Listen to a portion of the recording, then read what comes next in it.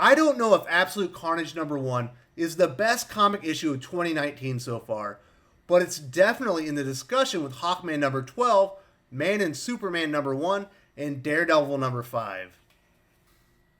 When Marvel Comics laid out their 2019 event schedule in March, I was genuinely interested in all three of the War of the Realms, Jonathan Hickman's X-Men reboot, and Absolute Carnage. But if you asked me what I was most excited for, Absolute Carnage was at the top of my list. Marvel's spring events, Age of X-Men and War of the Realms, both sucked to be perfectly honest. Age of X-Men ended up bombing, while War of the Realms was more successful, but not nearly the hit the House of Ideas were expecting. Thankfully, things are heating up at Marvel Comics. Hickman's House of X and Powers of 10 are huge hits with a ton of positive buzz, and promise to deliver big sales for the next 2.5 months. And this week, the Absolute Carnage event finally arrives with a huge 60-page count and hefty $8 price tag. So I've been on the Donny Cates and Ryan Stegman bandwagon since Venom #1 release. The art in this series has been some of the sickest in the industry, and the stories are tight and exciting. The emerging threat from symbiote god Null, introduced by symbiote dragon Grendel, is freaking enormous. Cates has changed up plenty of the status quo in the pages of Venom. Eddie Brock learns Venom is changing his memories due to like a codependency relationship. Eddie has now separated himself from his symbiote. He's learned he has a son, Dylan, who believes Eddie's his older brother. Followers of the Cult of Carnage are also obsessed with resurrecting Null, and are digging up bodies of anyone who's ever been connected with the symbiote. Cates has been building to the Absolute Carnage event in the pages of Venom, as well as the Web of Venom series of one-shots for well over a year now. Can Absolute Carnage live up to my admittedly high expectations? There's only one way to find out. So bottom line up front, Absolute Carnage #1 has my absolute highest recommendation. This is one of the best comic issues of 2019. Now let's get the party started with Ryan Stegman's visuals. Stegman's artwork on Venom is some of the very best in the entire comic industry. He takes things up a notch or two in Absolute Carnage. His line work and layouts are impeccable throughout every single page. Ryan Stegman has a fantastic talent for moving readers' eyes with the story and keeps you engaged in every single panel. He even provides a jump scare at one point, which I honestly didn't think was possible in a comic book. Stegman's work is phenomenal, but his counterparts add a ton of their own flavor as well. J.P. Mayer's inks and Frank Martin's colors are extremely impressive on a collection of horrifying facial expressions. They set an extremely dark tone that fits the horror setting and story. I'm not going to really cover the final act of the book in this review because I don't want to spoil it, but I need to show two of my favorite pages in that section. Stegman's rendering of Cletus Kasady walking down the halls of a prison, infecting the inmates, is terrifying. He has a menacing feel that fits the tremendous power the character wields. Ripping at his own chest gives the scene a bone-chilling feel. There are several pages strewn throughout the issue that will stop you in your tracks as you try to take in all the gory details. This is 100% my favorite. During another point during the dramatic conclusion of the story, Spidey and Venom are trapped.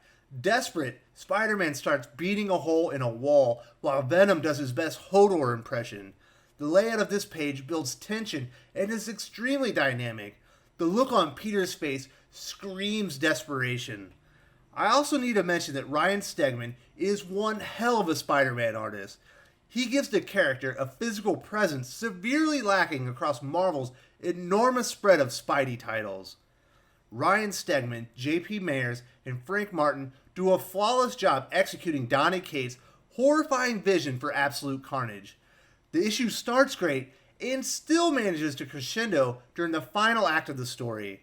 Stegman's visuals in Venom are exceptional. He takes it to another level here. I rate the art in Absolute Carnage #1 flawless. 5 out of 5. Visuals this amazing don't appear from thin air. Donny Cates also delivers virtually flawless characterization and plotting. Cates does a great job laying out the current state of events and stakes moving forward. Symbiote god Null is currently contained in a deep slumber on a distant planet of symbiotes. Venom and his offspring have been cut off from the symbiote hive for a very long time. Every being they connect with has their DNA altered with fragments of information called the codex. If the pieces of codex are reconnected, whoever contains them can connect with the hive and awaken the ancient symbiote god. The Cult of Carnage are collecting the spines of former hosts for codex data to call Null to Earth. The stakes in this story couldn't be higher. Like, it honestly appears to be leading to an Avengers level threat.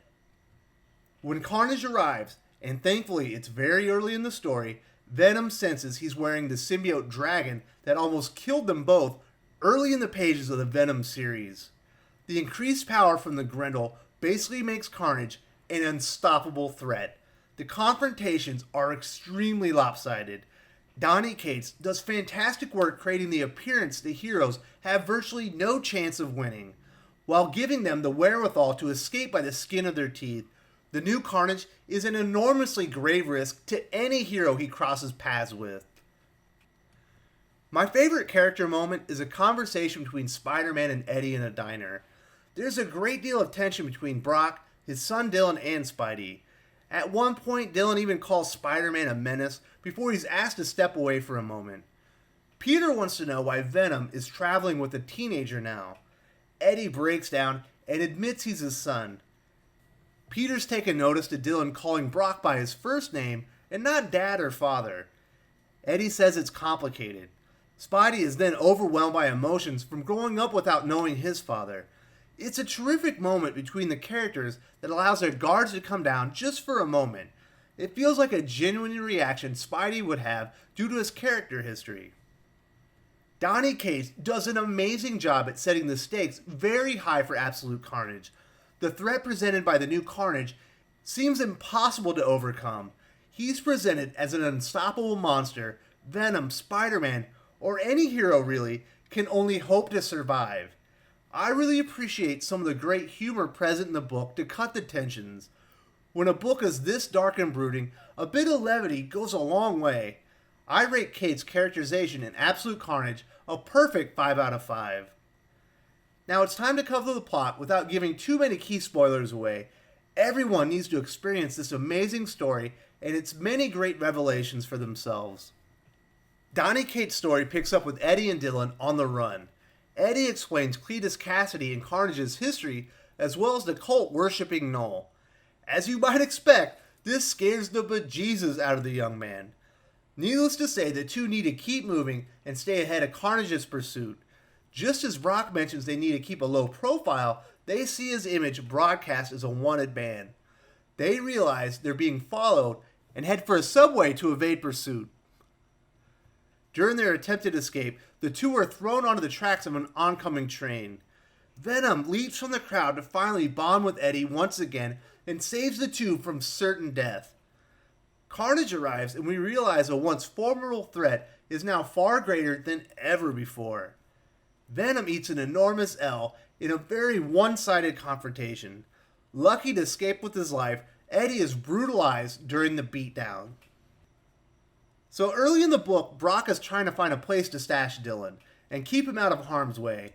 He doesn't have any good plans, but has a bad plan if he can't work things out.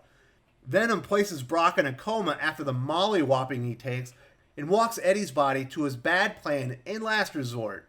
The two arrive on the doorstep of Peter Parker, Spider-Man, the very hero Venom battles during his introduction to the Marvel Universe way back in the 90s.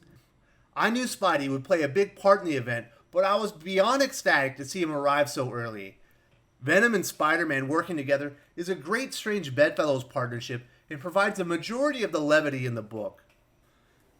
Then Peter and Eddie decide they need a machine that can extract the codex before Carnage assembles enough to wake Null. Eddie begrudgingly takes Spidey to the Maker. Spidey brings his godson Normie Osborn, who was connected with the symbiote during the Amazing Spider-Man's Red Goblin story arc. They need to remove the codex before Carnage comes to collect it from him. The Maker is ready to test his machine on Normie, but Peter balks at the idea of testing brand new technology based from another dimension on his godson. They decide to collect another specimen who contains part of the codex, Norman Osborn. They travel to Ravencroft, and with an assist from John Jameson, they sneak into the prison to extract Peter's personal nemesis. I'm not going to give any more information away, but I am going to say the final act in the prison is unbelievably great. Probably the most exciting 20 pages you'll read in a comic book this year. You have to check it out for yourself. It's freaking nuts. If you've been reading Venom, you're going to love how Donny Cates weaves in story elements from his very first story arc and others through his run on the book, as well as the Web of Venom one-shot books. For a 60-page comic, it reads remarkably fast, and there isn't really a lull to be had. There are a couple of small logic gaps in the story, but nothing that detracts from the story. Cates is at the top of his game here. I rate Absolute Carnage's plot 5 out of 5. Before I wrap up the review, I want to take a peek at the Absolute Carnage checklist. I, generally speaking, don't find any event from any company important enough to fully invest in. I'll definitely be reading the Venom books. It's one of my favorite ongoing titles. I recently dropped ASM due to the $8 price tag for the historic issue 25, so I won't be reading that. Honestly, I'm not planning on buying many of the Absolute Carnage adjacent miniseries either. I'll read Miles Morales as long as Saladin Ahmed isn't writing it, and possibly Scream depending on the creative team. Other than that, this looks to be a ton of filler, and most definitely stuff with Marvel's vast array of bottom-tier creators. Of course, if an unexpected name I respect shows up on one of these titles, I may give them a gander. But I'm not expecting that at all. Marvel's talent pool of writers and artists is extremely thin these days. Absolute Carnage is a fantastic start that exceeds my very lofty expectations on every level. Ryan Stegman and the art team create a deeply somber, terrifying setting. The visuals are extremely frightening and ratchet up tensions at every turn. Donny Cates' characterization is flawless. The stakes are clearly drawn, and the new Carnage feels completely unbeatable at this point. He weaves in many characters and plot angles from his Venom run perfectly. The story moves at a great pace and features many unexpected revelations. I rate Absolute Carnage number 1, 5 out of 5 overall. This book receives my highest recommendation for mature readers. There is a tremendous amount of gore and disturbing imagery that isn't meant for younger eyes. Absolute Carnage checks in with 60 ready pages and a substantial $8 price tag. In my opinion, the art alone justifies the cover price, and the writing is equally great. Take that for what it's worth. I am pretty biased and have been waiting for this book to release for months now. I can see the price tag scaring readers off. Marvel has offered several books with premium rates the last several weeks, including Amazing Spider-Man 25, House of X number 1, and Powers of 10 number 1. Hopefully people aren't gun-shy, because this comic deserves to break out. I don't know if Absolute Carnage number 1 is the best comic issue of 2019 so far, but it's definitely in the discussion with Hawkman number 12, Man and Superman number 1, and Daredevil number 5. I couldn't be more excited for the next issue from the incomparable team of Donny Cates and Ryan Stegman. If you enjoyed this video, please give it a like. I would appreciate it very much. It helps us attract more views for the channel. Subscribe for future commentary, comic book news, and reviews. And don't forget to ring the bell for notifications. If you want to talk comics, movies, and much, much more, you can follow me on Twitter at Wes_from_TC. With that, Salamat Po, and I'm out.